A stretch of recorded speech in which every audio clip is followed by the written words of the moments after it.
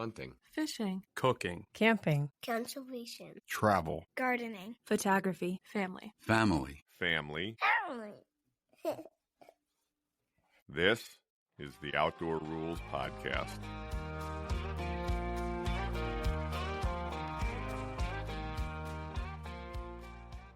Hi, everybody, and welcome to the podcast. It's Mike here again. We're going to do an episode that I've really been looking forward to doing.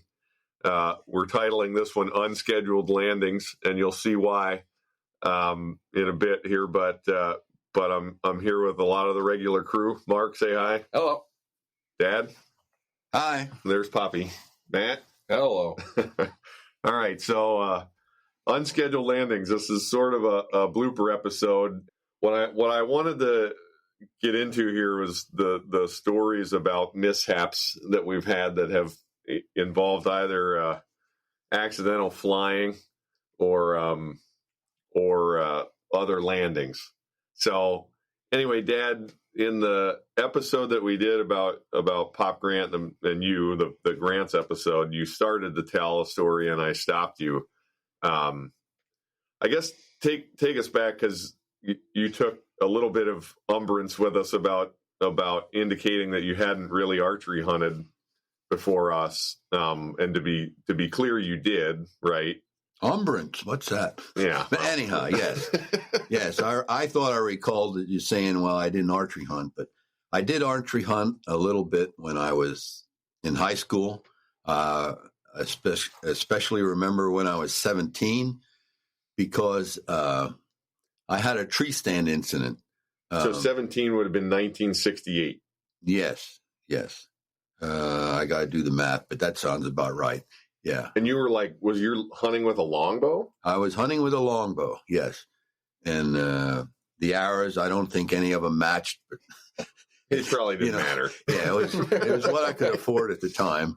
And I know now, go to full draw and let the thing go. If it would have gone 40 yards, it probably would have hit the ground, what you were aiming at. So, but anyhow, I was out hunting because I was hunting at that time and enjoyed hunting. So another friend of mine, high school friend, we were hunting together, and we were walking and found a tree stand that had a nice ladder up to it, pretty high. It was at least 12 feet high. I think it might have been even higher than that.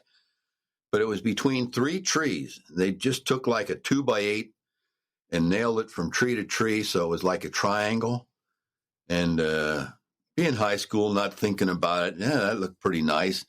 We both climbed up the ladder, got in the tree stand, and we were standing there for a while. I'm thinking like 10 minutes maybe, looking around. And this is pretty nice because we were up pretty high, and all of a sudden there was a crack. And the next thing I know, I had this sensation that I was going down. And the first time I ever had this sensation, but I've talked to other people that have fallen surprised. It seemed like it took forever to hit the ground. And the next thing I know is my friend was taking boards and things off top of me, and evidently it came down. The blood was running down the back of my neck. I found out later. I went to the hospital. I had a hematoma, so I had been knocked out.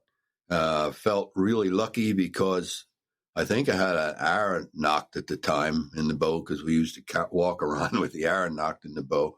And neither of us got hurt any worse than that. The other guy didn't seem to have anything wrong with him. I mean, we were both in really good shape at the time, and I guess that really helped. And it probably didn't help as much as getting lucky. No, it didn't. Getting lucky was the big thing. So, yeah, then we had to walk like a mile to get out and everything. And my back was pretty bloody from the blood running down the back. So it looked a lot worse than it was. But my mother said I was never the same after that. So I don't know what to deal with. And we didn't know you before that, so we can't really. Right, we have nothing to say. That was quite a while before any of us met you. So, but that was an unscheduled landing that time. But the board hitting you in the head is what knocked you out. I think You might have been okay. Yeah, I think, I don't know, I don't remember. Your buddy fell, right? He fell also. Yeah, Yeah. both of us went down. Yeah. I mean, But he, thinking now it was stupid. The boards all ran to one common 2x8. I think there were 2x8s. I don't remember exactly what it was. And this was it on public land? Yes, it was on public land. It was real close to it was above Mount Gretna, and they had some corn plots back in there. It was pretty close to a corn plot. It was actually a pretty nice spot. You know what I mean? Yeah. And I'm sure It just wasn't a nice tree stand, it turned out. Well, It was in a good spot. well, it seemed like it was a nice tree stand when I got in, and I'm sure that probably later somebody came along and was really bitching me out. Bummed that you broke whoever the these tree guys were that broke the tree stand. It wasn't Yeah. rated for two Yeah, it people. wasn't rated for two. So your engineering degree later in life would have. well, I would have looked at it a lot closer, you know. And I mean, in all seriousness, this is the kind of funny stories, but we take tree stand safety pretty seriously now. But back then, Yeah, Nobody. that took it was not a seriously. thing. it was a learning experience. Yeah, you It didn't go wasn't to the like store and buy a harnesses tree came stand. with every tree stand. Right. And you're saying you couldn't go buy, like, you didn't just go buy tree stands. Well, maybe you could have it. I didn't know about it at the time. Yeah. Right. You jumped out of one too, didn't you? In a lightning storm? I don't remember that. Okay. I may have. Maybe that's before he fell into his. I remember you telling me. Or you maybe it was after. Oh, yeah, no, rainstorm. Well, and then I guess we'll get kind of click through some stories here, but Mark, you had an incident that I want to get to, I think, but in between these, Dad, we were just kind of talking a little bit a minute ago before we started. I remember when I was a kid, you building these things to stand in a tree. Do you remember what I'm talking about? In the wedge.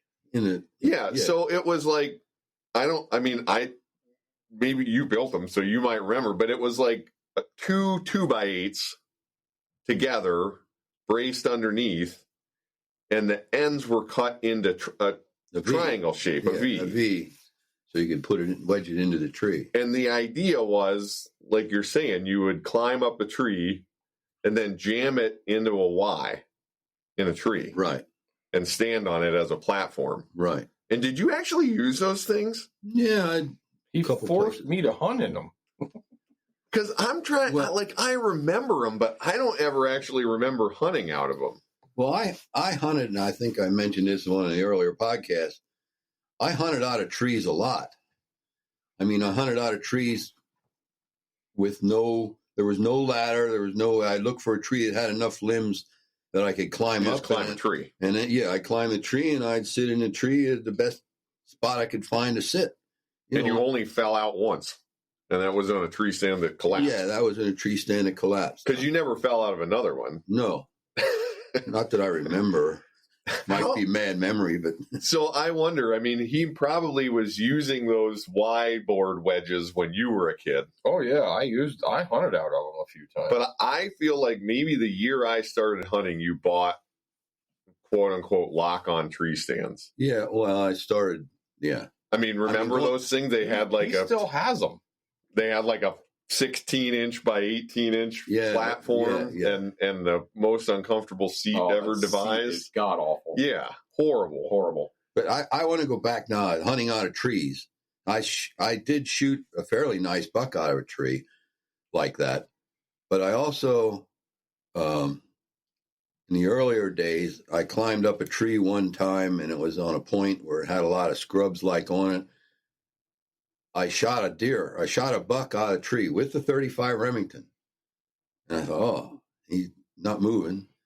So I got down, and I went to find a buck. I couldn't find it.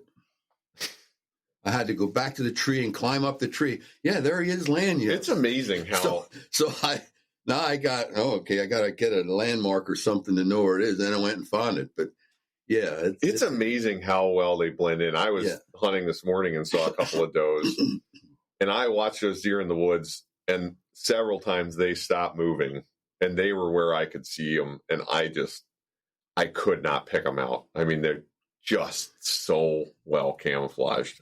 But now let's go back. You were saying moving on to the tree stands that I bought, and you guys started hunting out of them. Mm-hmm. So I'm up at camp hunting, and what I would do is you guys would be in a stand pretty much by yourselves, but I would go somewhere that if you yelled real loud, I could hear you. Yeah. So I get back to camp, and what did the guy in the camp say to me? I know where this is going. What? I'm not going to tell you, they said. What are you talking about? Come on, you got to tell me. Yeah. Oh, well, your son, who had his safety harness hooked up high, he said what he found out that he could do is he could jump off of one side, go around the back of the tree, and land in the tree stand again. And that was Matt. I don't know why I didn't see deer. You quit. I thought one time you even hooked it to the tree in front of you. I don't remember doing that. Yeah. But I definitely hooked it to the tree I was in, and I jump off the platform and go all the way around and land back on the platform. So they didn't want to tell me about that. This would be in the middle of the day, not like first light. Sure. After I sat there for 4 hours, I was bored. Sure.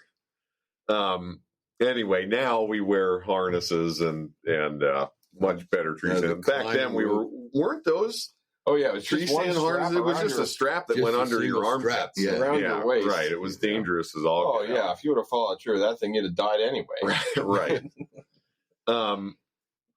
Mark, you had a tree stand incident, obviously much later, right? Yeah.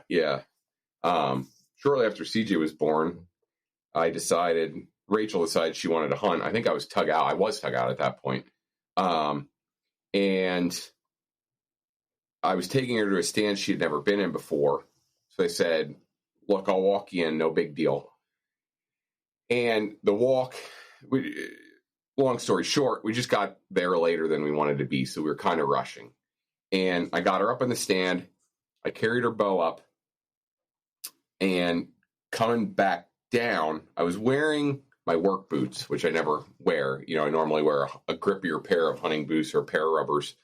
And it was a ladder stand, too. It was in a ladder stand. Oh, it was a ladder stand? It was a ladder stand. Huh.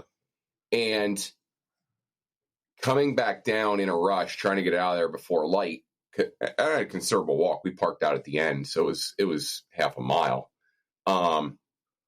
Just trying to get out of the way, and I was rushing.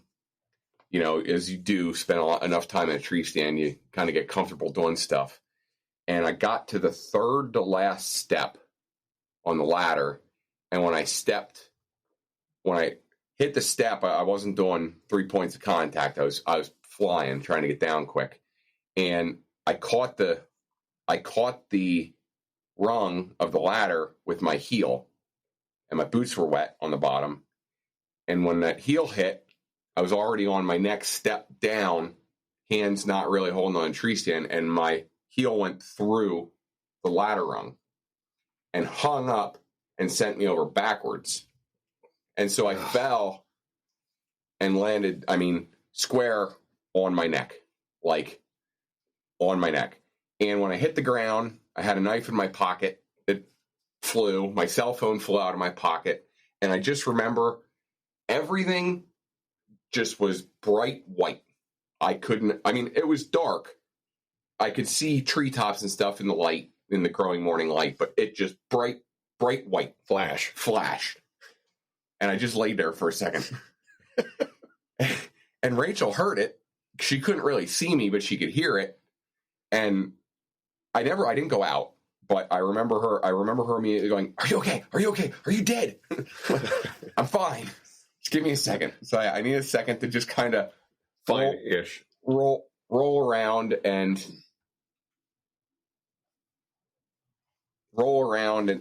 get myself acclimated to my surroundings again, and realized that I had lost all the things in my pockets. Found them, including your knife. Including my knife. You didn't lose it into your side. Right. Exactly. Yeah. And off of pure adrenaline, walked back to the car. And I hit the seat of that car, and I really did not have very much pain, but I hit the seat of that car, and it just came over. It just washed over me. I'll remember that forever. It just washed over me, and all of a sudden I felt like I just got hit in the back of the head with a baseball bat.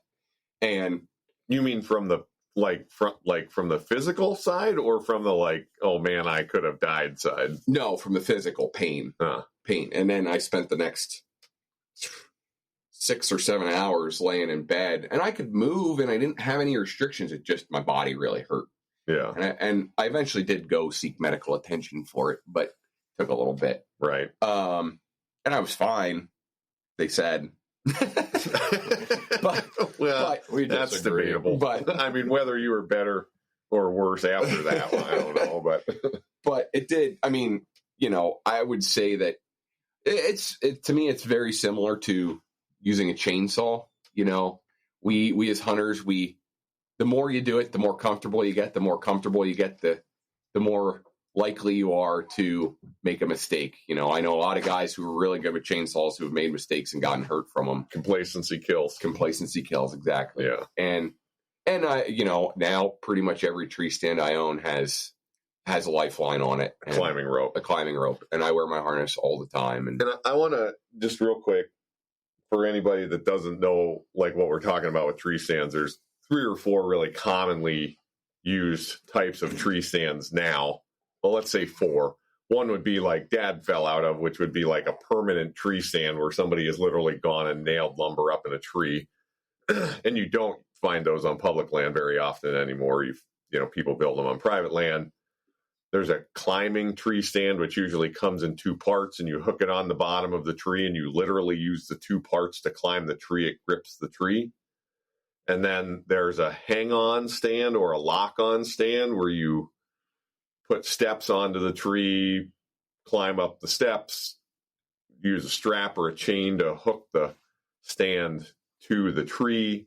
And then there's a ladder stand, like Mark is saying he fell out of, which is literally where the stand, like the part that touches the ground, is a ladder, and it goes all the way up to a platform, and it stays there. The ladder stays on the tree, connected to the tree stand the whole time. Probably the safest of all 3. It is, or probably. 4. That's what I was going to say. You get I fell out of them. Yeah. Get complacent, that can happen. Right. Or, I mean, because even those use straps to hold them to the tree. I mean, Matt, you have a whole bunch of them, right? Yeah, I climbed one the other year, a ladder stand I hadn't been in a year, and I got up there, and the strap wasn't connected to the tree anymore. I immediately climbed back down, and probably got lucky the stand didn't fall off on the way up. Right. But then now the modern safety devices, there's a harness that you wear that you clip to the tree when you get up there. But there's also, like Mark said, a lifeline, which is a climbing rope. It's literally connected at the top, and it's got a knot on it that won't slip down if it's under tension. And you literally push a knot up, take a couple steps, push the knot up. And that way, if you fall like Mark did, there's a rope to catch you. Right? Yeah. And that connects to your, correct. To your my harness. Those are more, the safety measures are essentially all within our lifetimes.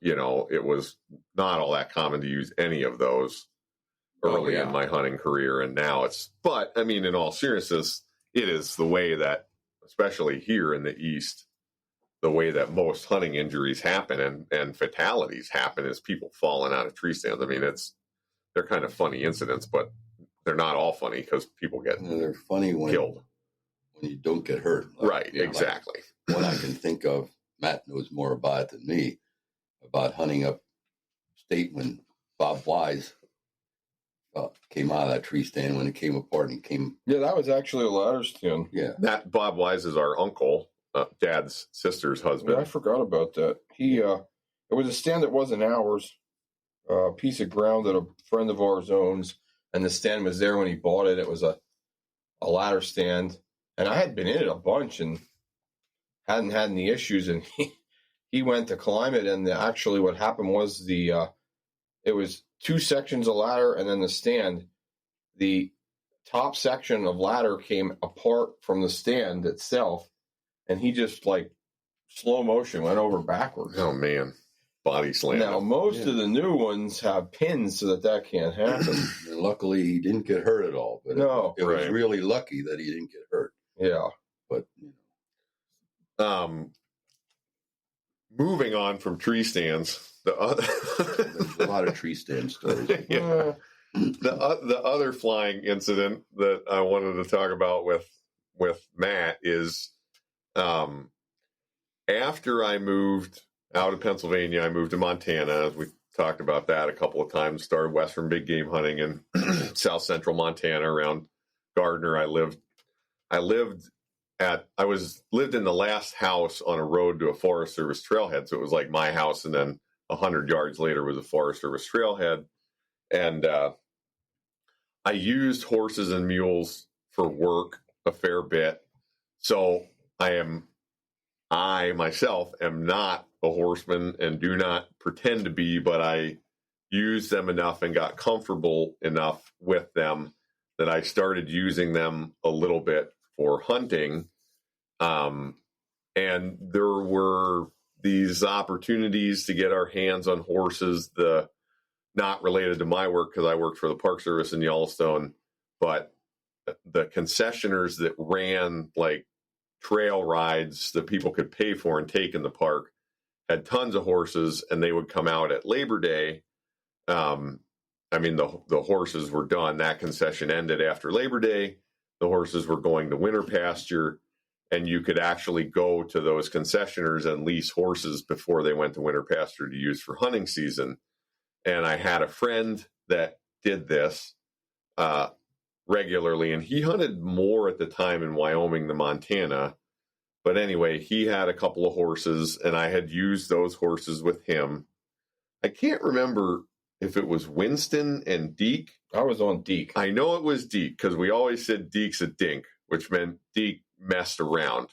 He was dude gentle, dog gentle, really, kind of a bomb-proof horse, but he messed around. And anyway, Matt came, and Dad, you spent a ton of time out there hunting with me. Were you there when this I was happened? because he passed me going the other way, going back down the mountain. Afterwards. He was walking up. Oh, afterwards. Yeah. So anyway, you were there, but Matt and I were going to take. We You got took these the two horses horses and from went. Todd, and we were going. And I was there with Sim. Yeah, okay. You were there with your Uncle Sim that we Maybe- talked about. Maybe Dave, I think. No, I don't think Dave was there Just then. Sim. Anyway, so Matt and I are going to. I think it might have been the first day. Yeah, It was the first day or two of that hunt. And was that the first time? I think that was the first time you'd. First morning with horses, No. I think. It wasn't the first year. I don't know. Well, anyway, It was your first morning with horses. Oh yeah, Yeah. which was your first? Had you ever been on a horse yeah. I've before? been on a that? horse a couple times, like on a trail ride somewhere, or sort of where they put you on a horse and At Right. the the street, horse at follows the the street horse in fair front. where somebody was leaving. No, we rode horses in West Virginia at Kennerdale once, Oh, yeah. and I rode them somewhere else like that too. I don't remember where it was. But Anyway, we saddle up these horses in dark in the morning, as you do when you're horseback hunting, and took off out of the house and went up that road to Right. the trailhead. And then from the trailhead up, it was a real steep climb on a road. There was a gated road there that actually went back to an old historic ranch that was on public land. And we were going back the road, Right. and we had climbed all the way up the steep hill and gotten to where it flattens out. Mhm. Do you want to take over? I mean, I know how I remember this story. I think we can both tell it because I think it's going to be two different stories. Okay, should I tell my version? Yeah, you first? tell your version. And I was in front, and one of the things that Deke the Dink would do was he would lag, and then he would trot to catch up. A lot of dude horses will do this. They're messing around. They're trying to eat while you're riding them. They're doing whatever. They get away with it all summer. It's really almost impossible to keep them from doing it unless you're a real horseman. And I have some friends that really are. And like I said, I am not. I know enough to be dangerous, especially at that point. And I got out in front of Matt, say 50 or 60 yards, and I heard a noise of sorts, and then I heard Matt yelling, Cursing loudly, and I looked back, and Deke is at a full gallop coming at me, coming up the road. And as they pass me, what I can see is that Matt is over the back of the cantle on the saddle. So he's out of the seat of the saddle, but he's still on Deke. And he's got a rein in each hand, which are both over his head. And he's screaming. And they pass me full speed. And then I think what happened, as I remember it, is Deke started to turn to go off the road. And at that point, I think Matt made a calculated decision that he would rather land on the road than somewhere off the road in the rocks, and he let go, and he went over backwards, kind of fell on your back, rolled kind of maybe, and popped up. Deke ran another 100 yards up into the grass off the side of the road, started eating, and then we collected him. He didn't have any interest in going anywhere. And I always thought probably what happened was that when he started to trot to catch up with me, you clamped down with your legs, which told him to go faster. And then that was sort of a runaway series of events. I must have clamped hard. How do you remember? Well, he definitely was behind. And really, I don't know. I'm not paying attention. I don't ride a horse. I'm figuring this horse is going to do whatever he's supposed to do. I'm holding the reins, sort of probably not really paying attention, to be honest, thinking, well, he's just going to follow my Mike around. So I remember going from like just a gentle walk to full speed. Like it seemed like an instant. And I remember that I knew I was out of the saddle. And I was actually laying flat, looking at the blue sky, and I knew I had the reins up over my head, and I know I was cursing a lot, like screaming cursing. And at some point, I thought, this stupid horse is going to leave this road, and I'd be better off to just let go. And I didn't know I passed you. Oh yeah, like I couldn't see anything but sky. I'm looking at the sky, laying on the ass of a horse, essentially. So I finally was like, "Well, I better let go." And it didn't look like laying from my perspective. There was some flopping around. I definitely wasn't looking ahead. I didn't know where the horse was going. Yeah, I also remember thinking, "Boy, I hope my feet come out of the stirrups." Oh, I think they were out of the stirrups when they were out of the stirrups pretty early in the episode, which is good. That's a good thing to want. So I was finally like, well, I guess I should just let go now because this horse it seems to me like I should probably fall off sooner rather than later. They're sort of in an unrecoverable situation. Oh, no, I wasn't getting right, you're not getting it back. You're not saving So I let go. And I remember when I let go, it went from a rough ride to it was smooth for a couple seconds. Like until you made your unscheduled landing. That's right. And I thought to myself, boy, this is going to hurt. And fortunately, I think the reason that I really didn't get hurt worse than I did, and in all honesty, I was really just sore in the end, is because I had my backpack on and it was stuffed full of clothing.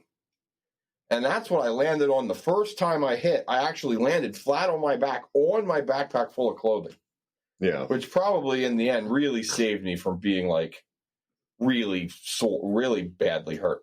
Yeah. So then I don't know, bounced a few times, skidded, however you want to put it. You did sort of skip. I do remember sort of a skip down the road. Kind of a stone on a lake. Bloop, bloop, bloop, bloop. Right. Right. So then I'm laying there. And I'm like, well, I'm alive. And I remember you coming past me on the horse, because you were still on your horse. Yep. And you went and got the horse, the other horse. I was so mad. Not at you. I was mad at you. I know. And then you came back to me, and you're like, all right, we'll get back on. And I'm like, no. I went up there. I did check to make sure that you were okay. But then I did think, well, I got to make sure I can catch Deke here. Right. And I don't want to get down and turn my horse loose and have two horses run off. So I refused to get back on. Yeah. And I walked back to the house, which is when I passed Poppy. Yeah, I remember he's coming down the road cussing and I went. swearing on horses. I think he might have been saying he's never hunting again and all kinds of crap. I went visibly upset. I went and caught Deke, and Matt and I are slightly different heights, so Yes. his stirrups were short for me, and I just remember thinking like, well, I don't really know what happened. I mean, in hindsight, I think I know what happened, but at the time, I didn't really know what happened, and I just wanted to see. And I got Deke, and I turned my horse loose, dropped the lead or whatever I did, and then I jumped on him. And I remember the stirrups being so short, and I was so uncomfortable up there, and I kicked that horse. I was like, all right, you want to buck? Let's play, you want to mess around? Let's mess around. And he wouldn't do anything. He was just like, no, I don't, I have no interest in messing around. I just want to eat grass and go home. So anyway, and we went back and returned the horses and then hunted the rest of the week. I think you got a deer that week. Yeah, it must have been the first year. Well, that's why I think. Yeah, but I thought the first time I went out chipping cork were there. Yeah, I can't remember. 'Cause I'm sure you got a deer that week. I don't know. Well, maybe that's the week you shot the 5x5 at the end of the week. Did we go to Fort Peck in that trip too? I don't know. Maybe Daly Lake. That was at Daly Lake where we That got was the at Daly Lake. Yeah, but on that trip is when you shot the whitetail and he shot the elk. No, I don't know. All those trips. Yeah, you're right. You're right about that. Oh, maybe. All those trips. So I wonder if we went to Fort Peck first. That trip. Yeah, I got there when I shot the big elk. Yeah, No, that wasn't that week. was yeah. it? I'm almost sure it had to be. well, it doesn't matter. but you did. I mean, you swore off horses emphatically. Oh yeah, I've been on one since. No, I think you were. You were. When? You rode I one don't know. out on a later deer hunt. Oh, that was scary. Yeah, well, I'm sure it was. I wanted to get down, and who were we with on that trip? We were with Tim McGrady, who And is a real horseman. and he kept telling me, if you're getting off that horse, then I'm going to ride it out of here. Yeah, And I wanted off that horse so bad. Tim McGrady is a real horseman. He and his wife Allison are some of the most knowledgeable. I forgot about that. He shot a buck on that. We had two horses Oh, he going did in. shoot a buck that And he day, shot a didn't he? buck, and he stuck he walked.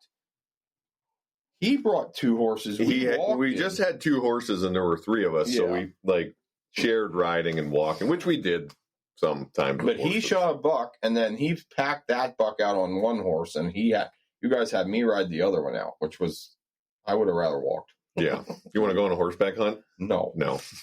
Talking about Tim brings up another thing I was thinking about. Do you remember the time with Tim? We decided we wanted to have a camp back in. Yeah, I had a lac-knack from yeah. Bella's and the stove that went with us, and Tim took us up. I don't know. I mean, 2 miles from your house. It was three. It's 3 years. And we set the camp up. Used the horses to pack everything in, and that's the time I had the bright idea that the stove that you have with Cabela's is that just little square. Yeah, that pack down, fold down sheep I herder thought, stove. Okay, if we put rocks on top of that at night when we start the stove, they'll keep the heat longer. So we got back at night, got the nice fire going, put rocks on top of the stove. We all climbed into our backpack, our This was a good idea. This was a good sleeping idea. bags. Thought this was a great idea. We're all finally just settling down, and all of a sudden, pow! What was that? Everybody said, "What was that?" Pow! No, somebody said, "I got hit with a rock." A very hot rock. Very hot rock. The rocks were exploding Yeah. and melting into the sleeping bags. They and really did. everything. Yeah, they Oh, melted my. holes in the tent. Yeah, They that melted holes in sleeping bags. It was a Yeah. really good idea until the Yeah. rocks started exploding. Well, these things have. Sometimes you learn the hard Yeah, way. that was- Your most that was valuable valuable lesson. lesson. Most valuable lesson. Learn from your costliest mistakes. And on top of that tin, it really cracked. Yeah. I mean, it was a real crack when it went off. Nobody had any idea what that was. Somebody's gun went off. We didn't know what was going on. Yeah. So now Fort Peck got mentioned, and this is the last story and the longest story I suspect to tell. And Mark wasn't here for this one. I'm just a mediator. Yeah, you're gonna Mark, and I'm just gonna start this out. You just want to talk about the big elk, right? No, that wasn't the elk Oh. trip. No, I know that. I'm I'm trying to get you to talk about something else.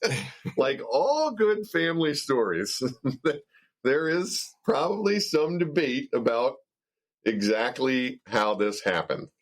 And I would just like to say, you all have to remember, objectively, it's really funny. Yes. Oh, I agree. Not being there, it's a funny story. So just remember that. So here are some indisputable facts of this story. We were hunting Fort Peck Lake. We were staying at Hell Creek Marina, and we were hunting, which is on the south side of the lake, in a bay, in the Hell Creek Bay. And we were hunting across the lake on the north side of the lake and then to the west. At least 20 miles by boat from where we were staying. Agreed? Something like that. Not I don't quite know that far, but yeah, that's fine. Yeah, One other. a I was significant not hunting. distance. You were not hunting. You were only fishing. Matt and I were hunting. Right. We had done this a lot. Dad mentioned an elk we got at Fort Peck. One of the first places you ever hunted out west was at Fort Peck, long before I lived in Montana. Hunting on Fort Peck was something we did pretty much on an annual basis. So on this day, it was the afternoon. It was warm. The fishing was good that year. Pike fishing was excellent. And smallmouth. Yeah, we caught really nice smallmouth that year. We left Hell Creek in the afternoon and went across the lake. And you dropped Matt and I off out on the main, on the main lake shore. You dropped us off, and we climbed a hill, kind of went straight up into a draw, into a big coulee that came down into a bay just off the main lake, right? Mm-hmm. Matt and I went up the hill, ended up getting a deer right at dark. Like in the last 20 minutes of light, I got a deer. Yeah, pretty nice. I think I had Caitlin's 270 with me that time for some reason. Anyway, got a nice buck. It's the only mule deer buck I've ever killed. Yeah, because you couldn't wait. You always had to shoot a whitetail when you see it before. Well, if I saw a nice whitetail, I shot it, yes. Yeah. Trigger happy. Whatever. So, Matt and I we gutted the deer, and we were uphill, but We were above the lake. not all that far from the lake. And we had radios with us so we could call you. So you knew that we killed a deer, and we asked you to pick us up, not where you had dropped us off, but in the bay at the bottom of this coulee. Closest place I could get to you. Yeah. And then we drug the deer down the hill to the boat. I thought we quartered it. Yeah, I think you did. You think we quartered it? Yeah, I you think we didn't quartered drag the deer. I think we packed it out. Okay. I don't think it was as close to the lake as you think. I would think it was like 2 miles. It took us a long time to get out there. It took us It was a long time to get it. Well, and that's part of what I'm getting to. Mhm. It was okay. So whether we quartered it or drug it is not an indisputable fact. That's in dispute. I can't remember. I believe you that we quartered it. But we got to the boat. Dad met us exactly where we wanted to be at that spot. And it was very dark at like 11 p.m. Yeah. or later. Mm-hmm. Right? Yeah, it was late. I would have said 10, but it was Yeah, dark. it doesn't matter. It was dark. And I don't Yeah. think there was much moonlight that Full night. dark. Yeah. And I also think it was election night 2016. It very well might have been. I think it was. Definitely was that trip. I think it was election night 2016. Okay. We are at the boat. This is you and Matt together have a 20-foot Lund, right? Yep. 18. 19. 18.6. There's a Lund boat sitting in the garage here. I'll walk It's through. somewhere between 18 and 20 Walk feet through long. the 115. Yeah. And it's got it had like a snap-on cover, like a full cover. Yeah, it had a full cabin. You could, Yeah. Right, like a canvas with whatever kind Plastic of windows. plastic windows. Yep. Which is on the boat. Yep. Which is great for Fort Peck in November because Yep. it keeps you out Although of it the was wind. very warm that year. Yes, unseasonably Yeah, warm. like hunting in t-shirts hot Still being hot. Right. Okay. We get deer into the boat in this bay, right? Cover is on the boat. Yeah, I think we had the cover on. Get you guys loaded up. Poppy, take it away. So we're starting out through. Now, let me preface this with whoever is the captain and is driving the boat, it's their responsibility. Ultimate responsibility was me because I was driving. So I had been fishing. Now, you have to know Fort Peck. The water in Fort Peck goes up and down a lot. Yeah, In like other the words, lake level changes. I'm talking like 30 and 40 feet. From year to So year. some places that are dry are now underwater. So anyhow, Right, like if you look at a map of the lake, you can't trust it because there are places that are dry when. So I was fishing this bay and I had the GPS all set up. I had a track to follow in. So as we're going out through, I got it up on plane and I'm following this track and I was heading straight on into the lake. And I know when we got into the lake, we had to go to the left. Well, Matt starts saying, we want to go up there. We want to go up there. So I said, yeah, I know, but we want to go up there. So I then got into the GPS and I kind of backed it out so that I was further away from my track. You zoomed out. I zoomed out to try to show him. And as I'm going along, now I wasn't going full speed, but it was on plane. So we're going 25. Yeah. Well, maybe, I don't know. Yeah, 25-ish, yeah. I don't know if we were that fast. But anyhow, we were on plane. And all of a sudden, things really slowed down instantly.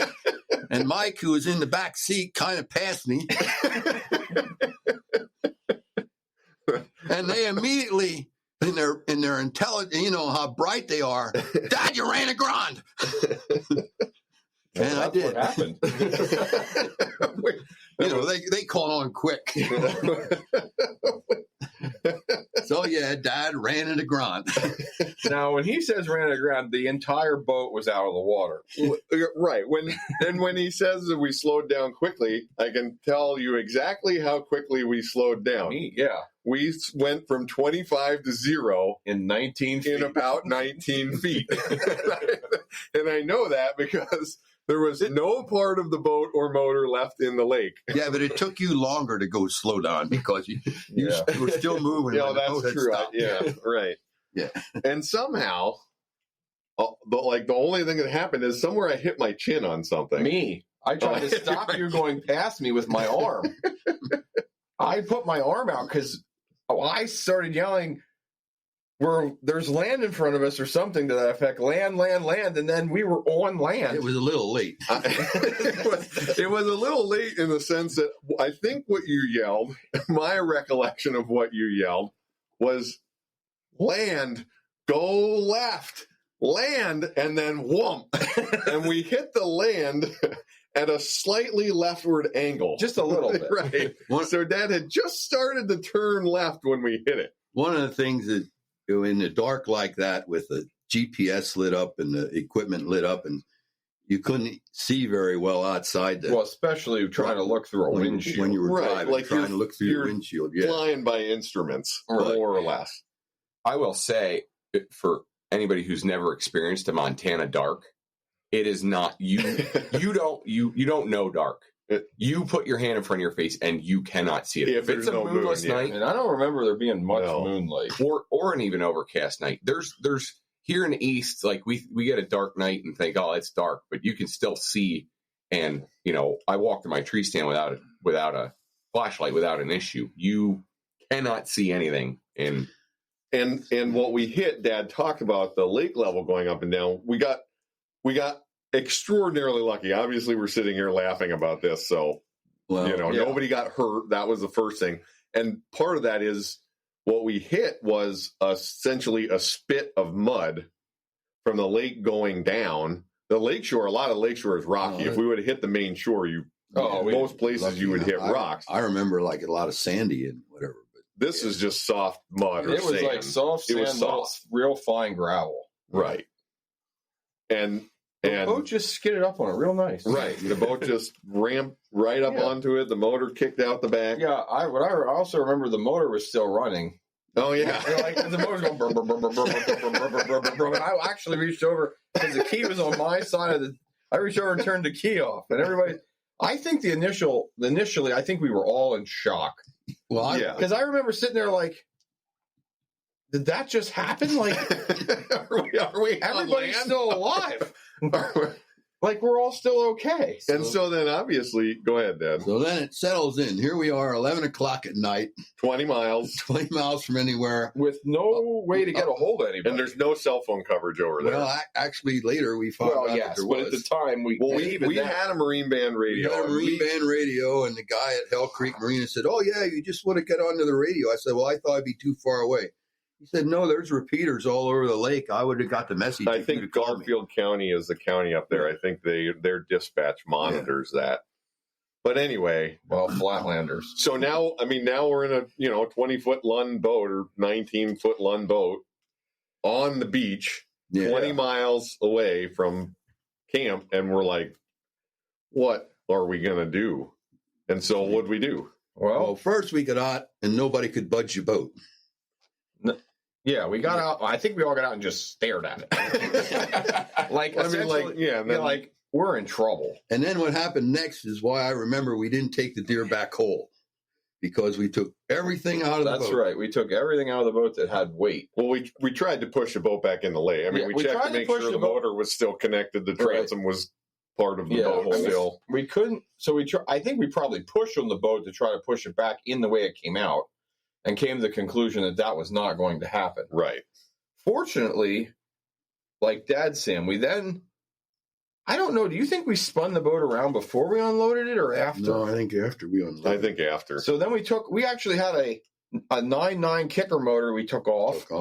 We took all the gear out, guns. I mean, everything that wasn't bolted into that That's boat. right. Anchors, anything that was in the boat that had any. And then we actually managed to be able to pick the front of the boat up a little bit and turn it 180 degrees around till the front. We of the were able boat to was- shove I the bow. remember with that was three of us. That was Mike. He got on the side and started. Once we got it going and started pushing and kept walking into the Yeah, water. he walked into the I water. thought he's getting wet. He's nuts. I did get wet. You got very wet. Yeah. But we got the bow spun all the way around. Right. So now the bow is pointed It might be back to the midnight lake. now or something. Right. Yeah. Now the bow's pointed towards the water. Yeah. So now we all decide we're going to get in the back and push. And do you remember how it went the first time we pushed as hard as we could push? And everybody's like, well, did it move? I feel we did that like 5 times. Yeah, and then like we're like, 1, well, 2, 3, push, and we all three of us pushed And as hard as we're we like, could. did it move? And we're like, we don't know. There was an argument, Yeah, that it didn't move or it did move. right?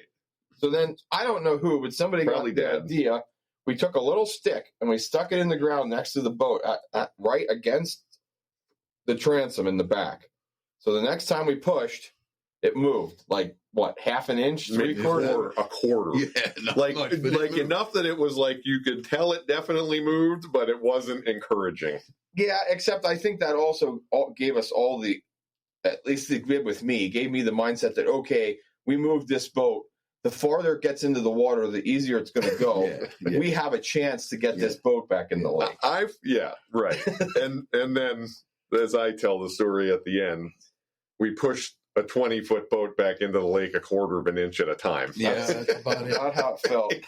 It probably took us an hour Oh, at least. to push the boat back into the lake Yes. and then spin it around and check for leaks. Right. And then load all the gear back in it. Right. And then run the motor and make sure that everything actually worked. And they'll argue about which way to go. But we beached the boat going 25 miles an hour. Nobody got hurt. In a lake in the middle of nowhere. In a lake, we didn't damage the boat. I mean, you guys have not had to fix anything on the boat related to that. No. The motor still worked. Right. We didn't break anything. No. It's a miracle. It was. It was an election day miracle I can tell you that my legs hurt so bad the next day. You Yeah. remember how sore your Yeah. legs were? from pushing. And hiking that deer off the hill, too. And then I would say we took a slower, much more nervous 20-mile ride back to the marina. Yes. And it was like 1 a.m. Was it a quiet boat ride back? I think so. Yeah. It was very nerve-wracking. So anyway, that's the great Fort Peck boat beaching incident. Anything to add, anybody? I had a pretty big bike wreck this summer. Oh, yeah, you did have, well, no, we got more unscheduled landings. Do you want to do that one, or do you want to save it? Save it for the unscheduled landings, too. We can save it for unscheduled landings, too. Because I'm sure we'll think of more. Something about his brother being in front of him on a horse or a bike, that's bad news for Matt. Oh, yeah, he was with you during I was in front of him for that. that bike incident. There was cursing then, too. Yeah. Anything to add, Poppy? That's enough. Yep. All right. Well, we all lived through all of these things, but for everybody out there, we hope you're safe when you're in the outdoors. Wear a safety harness in your tree stand. Wear a safety harness in your tree stand. That is definitely a good lesson. And don't trust your brother to take you horseback hunting. That's a really good lesson. And we have hunted Fort Peck some since then. So, Oh, yeah. yeah. Yeah, there's a lot of Fort Peck stories. Oh, yeah. Fort Peck is a fun place to be. All right. Well, thanks for listening, everybody. Really appreciate it. As always, you can find most of our content www.outdoorrules.com. We're on Instagram @outdoorrules. We're also on Facebook. And, we'd really appreciate you commenting or leaving us a like on Spotify or Apple Podcasts. It really helps other people find the show. So looking forward to more episodes. All right. Thanks, guys. Love you. Me too. Love you too. Hunting and fishing, the great outdoors, mixing history, laughter, love, and folklore, creating memories with family and friends. These are the trophies that matter in the end. Outdoor rules.